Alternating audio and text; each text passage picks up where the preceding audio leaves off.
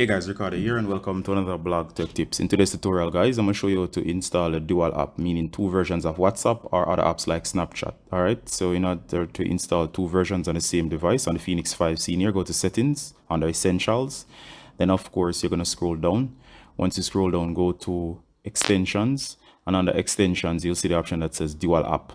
Now, dual app here is what allows you'll see the apps that are compatible. It installs beside WhatsApp or Snapchat to install a secondary version. The secondary version would mean there are two versions of the app, and you'll see a secondary one with a symbol beside it indicated it's a dual version. You'll need two accounts or two SIM cards depending on how these are activated, but you can have two versions of the same app on your device with two separate accounts. And you can see the information here.